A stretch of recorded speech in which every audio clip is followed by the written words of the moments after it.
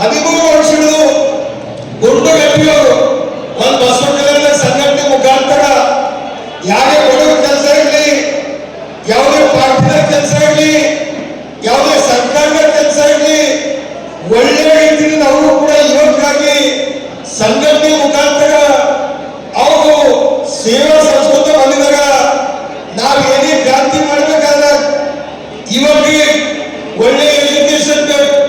Education ಜೊತೆಯಲ್ಲಿ ಒಳ್ಳೆ ರೀತಿಯಲ್ಲಿ ಬಿಸ್ನೆಸ್ ಬಿಸ್ನೆಸ್ ಬೇಕು. ಮತ್ತೆ ಒಳ್ಳೆ ರೀತಿಯಲ್ಲಿ ಲೀಡರ್ಶಿಪ್ ಬೇಕು. ಒಣ ಶೈಲಿ ಹಿಡಿಬೇಕು, ಪಾರ್ಟಿ ಜಂಡ ಹಿಡಿಬೇಕು, ಆ ಪಾರ್ಟಿಗಳು ಗುಲಾಬಿ ಮಾಡಬೇಕು. ಇಂಥ ಕೆಲಸ ಆಗ್ಬಾರ್ದು. ನಾವು ಜವಾನ್ ಪಾಲಿಟಿಕ್ಸ್ ಗಲ್ಲಿ ಗಲ್ಲಿದಾಗ ಹಳ್ಳಿ ಹಳ್ಳಿದಾಗ ಮುಂದೆ ಬಂದು ಕೇಳಂತ ಯಾವ ರೀತಿ ಭಗತ್ ಸಿಂಗ್ ಅವ್ರು ಬಂದು ನಮಗೆ ನ್ಯಾಯ ಕೊಡ್ತಾ ಇದ್ರು ಆ ರೀತಿ ಯುವಕರು ಕೂಡ ಮುಂದೆ ಬರ್ಬೇಕು. ಪಾರ್ಟಿ ಯಾವುದೇ ಇರಲಿ, ಕಾಂಗ್ರೆಸ್ ಇರಲಿ, ಬಿಜೆಪಿ ಇರಲಿ, ಜನತಾದಳ ಇರಲಿ, ನಾವೆಲ್ಲ ಯುವಕರು ಗುಲಾಮರಲ್ಲ. ಜಂಡ ಹಿಡಿಸಲಿಕ್ಕೆ ನಮಗೆ ಪಗಾರ ಕೊಡೋದು. ನಾವು ಮನಸ್ಸಿಕ್ಕೊಂಡು ನಾಯಕತ್ವ ಒಳ್ಳೆ ರೀತಿಯಲ್ಲಿ ಲೀಡರ್ ಚಂದ ಆಗ್ಬೇಕು, ಅವ್ರು ಮುಂದುವರ್ಬೇಕು. ಆ ಲೀಡರ್ನಿಂದ ನಾವು ಸಣ್ಣ ಸಣ್ಣ ಚುನಾವಣೆ ಗೆಲ್ಲಬೇಕು. ನಾವು ಸೇವೆ ಮಾಡ್ಬೇಕಂತ ನಾವು ಲೀಡರ್ಗಳಿಗೆ ಒಳ್ಳೆ ರೀತಿಯಿಂದ ಪಕ್ಷ ಮನಿ ಒಂದು ಫ್ಯಾಮಿಲಿ ನಾವೆಲ್ಲರೂ ಸಪೋರ್ಟ್ ಮಾಡ್ತೇವೆ. ಮಹಿಳೆಯರು ಕೂಡ ಸಾಕಷ್ಟು ಏನೇ ತೊಂದರೆ ಆದಾಗ ಯುವ ಸಂಘಟನೆ ಸಪೋರ್ಟ್ ತಗೊಂಡು ಒಂದು ಮಹಿಳೆಗೆ ಲೋನ್ ಇರಲಿ, ಒಂದು ಮಹಿಳೆ ಸ್ಕೀಮ್ ಇರಲಿ, ಸರ್ಕಾರದಿಂದ ಸಿಗಂತ ಸೌಲಭ್ಯ ಅವು ನಾವು ಯುವಕರು ಒಳ್ಳೆ ರೀತಿಯಿಂದ ಹೋರಾಟ ಮಾಡಿದಾಗ ಮಾತ್ರ ಅವ್ರಿಗೆ ಮನಿತನ ಸಿಗ್ತವ. ಅಪ್ಪಗೂ ಕೂಡ ನಮಗೆ ಬಹಳ ಖುಷಿ ಆಗ್ತದ. ನಮ್ಮಿಂದ ಹವಾ ಮಲ್ಲಿನಾಥ್ ಅಪ್ಪಗೂ ರಾಷ್ಟ್ರೀಯ ಸಂಸ್ಥಾಪಕರು ಏನ್ ಸಂಘಟನೆ ಮಾಡಿದ್ದಾರೆ. ದಿಲ್ಲಿದಾಗೂ ಕೂಡ ಬಂದು ಕಲ್ಯಾಣದಾಗಲ್ಲ, ಗಲ್ಲಿದಾಗಲ್ಲ, ಹವಾ ಮಲ್ಲಿನಾಥ್ ನಾಗಾರು ದಿಲ್ಲಿದಾಗೂ ಕೂಡ ಬಂದು ನಮ್ಮ ಸಂಘಟನೆ ಮಾಡಿ ಆಶೀರ್ವಾದ ಮಾಡ್ತಾ ಇದ್ದಾಗ ಇದರ ಬಗ್ಗೆ ನಮಗೆ ಹೆಮ್ಮೆ ಇರ್ಬೇಕು. ಇವತ್ತು ರಾಜಶೇಖರ್ ಪಾಟೀಲ್ ಸಾಹೇಬ್ ಬಂದ ವೇದಿಕೆಗಳಿಗೆಲ್ಲ ಲೀಡರ್ಗಳು ಇದ್ದೀವಿ, ಎಲ್ಲರೂ ಲೀಡರ್ ಆಗ್ರಿ, ಡೈಲಿ ಇಡೇ ಕೆಲಸ ಬಂದ್ ಮಾಡ್ರಿ. ಯಾವುದೇ ಪಾರ್ಟಿ ತೆಗೆದ್ರು ಕೂಡ ನ್ಯಾಯಕ್ಕಾಗಿ. ಯಾಕಂದ್ರೆ ಗುಂಡುಗಟ್ಟಿಯವ್ರಿಗೆ ನೋಡಿದಾಗ ನನಗೊಂದು ಮಾತು ನೆನಪು ಬಂತು. ನಾವೆಲ್ಲ ಸಂಘಟನೆದಾಗ ಇದ್ದಾಗ ಅವ್ರ ಪ್ರಥಮ ಚುನಾವಣೆ ನಿಂತಿರ್ಬೇಕು. ಪ್ರಥಮ ಎಲ್ಲಕ್ಕಿಂತ ಪहिले ಗುಂಡುಗಟ್ಟಿಯವ್ರಿಗೆ ತಾಲೂಕಾ ಪಂಚಾಯತ್ ಚುನಾವಣೆ ಟಿಕೆಟ್ ಅವ್ರಿಗೆ ಯೂತ್, ನಾವೇ ಯೂತ್ ಜನತಾದಳ ಟಿಕೆಟ್ ಕೊಟ್ಟೆವು.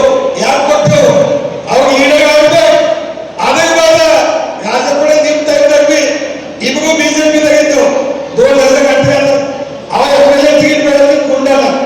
ಒಂದ್ ವೇಳೆ MLA ಟಿಕೆಟ್ ಅವ್ರಿಗೆ ಸಿಗ್ತಿತ್ತು, ಅವ್ರ ಹಣಿಮಗ ಏನಿತ್ತು ಗುಂಡಣ್ಣದು, ನನ್ನ ಹಣಿಮಗ ಏನಿತ್ತು, ಇಬ್ರು ಪಡ್ತಿದ್ರು. ಅವ್ರು ಬಂದಿದ್ದು ಬೇಡ, ಅವರು ಕೂಡ ಎಲ್ಲ ರೀತಿಯಲ್ಲಿ ಬೆಳೀಲಿ, ನಾನೇ ಆಗ್ಬೇಕು, ನಾನೇ ಇರ್ಬೇಕು ಅಂಬ ಕಾಯಸಿಲ್ಲ.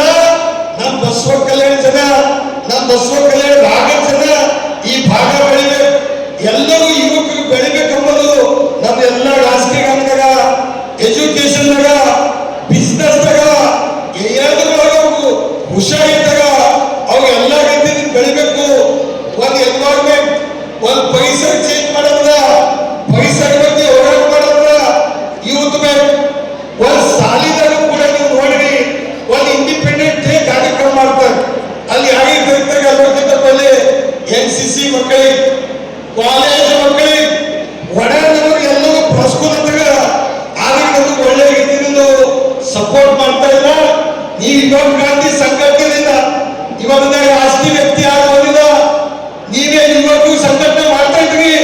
ನೀವು ಜೊತೆಯಲ್ಲಿ ನಾವು ಕೂಡ ಒಂದು ಯುವ ಕ್ರಾಂತಿ ಮೆಂಬರಾಗಿ ನಿಮ್ ಜೊತೆಲಿ ಹೋರಾಟ ಮಾಡಕ ನ್ಯಾಯಕ ಗುಂಡಣ್ಣ ಸಂಘಟ ನಾವು ಯಾವಾಗ ಬಿದ್ದು ಅಂತ ಹೇಳಕ್ ಬಂದಿನಿ.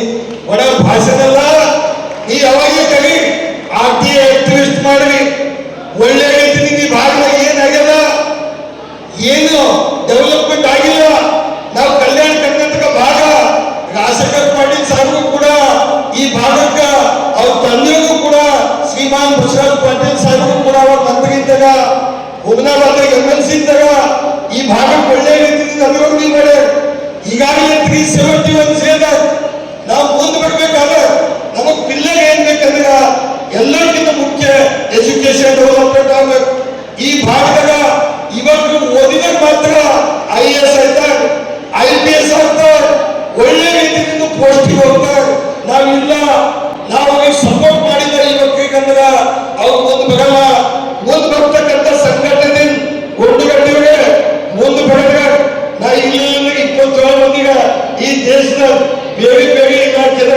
ಮಾಡಿ ನೀವು ಕೂಡ ಏನು ಸ್ಟೇಜ್ ಮೇಲೆ ಇದ್ರಿ, ಯಾರು ಓದ್ತಾರೆ ಈ ಭಾಗದಾಗ, ಯಾರು ಮುಂದುವರಿತಾಗ, ಯಾರಿಗೆ ಡೊನೇಷನ್ ಕಮ್ಮಿ ಮಾಡದ, ಯಾರಿಗೆ ಅವ್ರೀಗ ಫೈನಾನ್ಷಿಯಲಿ ಪ್ರಾಬ್ಲಮ್ ಅದ, ಎಲ್ಲರೂ ಸ್ವಲ್ಪ ಸರ್ಕಾರ ಹಾಕಿ ನಾವು ಈಗ ಮುಂದೆ ತಗಂತ ಕೆಲಸಕ್ಕ ಯುವಕರಾಗಿ ಸಂಘಟನೆ ಮಾಡೋಣ ಅಂತ ಹೇಳಿ ಯುವಕರಿಗೂ ಕೂಡ ಏನಿದ್ದ ಒಂದು ಯೂನಿಟಿ ಇರ್ಬೇಕು.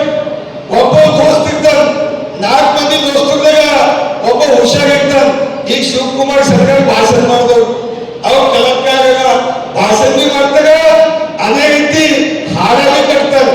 ಹಿಂಗ್ ನಮ್ದು ಒಬ್ಬರು ದೋಸ್ತರು ಎದಗೋಳ ಮುಂದೆ ಹೋಗ್ತಾಗ ಅವ್ರಿಗೆ ನಾವು ಸಪೋರ್ಟ್ ಮಾಡ್ಬೇಕು. ನಮ್ ಯುವಕರಿದಾಗ ಅವ ಮುಂದೆ ನಡೆದ ನಾವು ಕಾಲಿಗೆ ಹೆಂಗ್ ಕಳಿಬೇಕು, ಅವ್ನಿಗೆ ಉಲ್ಟಾ ಹ್ಯಾಂಗ್ ಮಾಡ್ಬೇಕು. ಇಂಥ ಭಾವನೆ ದಯವಿಟ್ಟು ಇಟ್ಕೋಬೇಡಿ.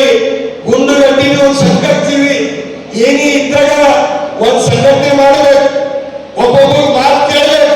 ಒಂದು ತೋರಿಸಿ ಫೋನ್ ಇರ್ತದೆ, ಗುಂಡುಗಡ್ಡಿ ತೋರಿಸಿ ಫೋನ್, ಕಷ್ಟೋದು ಸುಖೋದು ಈ ಜಮಾನದ ರೊಕ್ಕ ಕೊಟ್ಟಿ ರೊಕ್ಕ ಮಾಡಿದ್ರು ಜಲ್ದಿ ಫೋನ್ ಇರ್ತಲ್ಲ ಮಂದಿ. ಒಂದು ಕಷ್ಟ ಸಲಕ, ಒಂದು ನ್ಯಾಯ ಸಲಕ ಗುಂಡುಗಡ್ಡಿಯವರು ಶಂಸಿಗಾಗ್ಲಿ ಅಂತ ನಾನು ದೇವರಲ್ಲಿ ಪ್ರಾರ್ಥನೆ ಮಾಡ್ತೀನಿ. ನೀವು ಎಷ್ಟು ಗಿಡಗಳಿದ್ರಿ, ನೀವು ಥೈಲಿ ಹಿಡಿಬೇಡ್ರಿ, ಥೈಲಿ ಕಸ್ಕೊಂಡ್ರಿ ನೀವು ಪಾರ್ಟಿದಾಗ ಮುಂದೆ ಹೋಗಿ.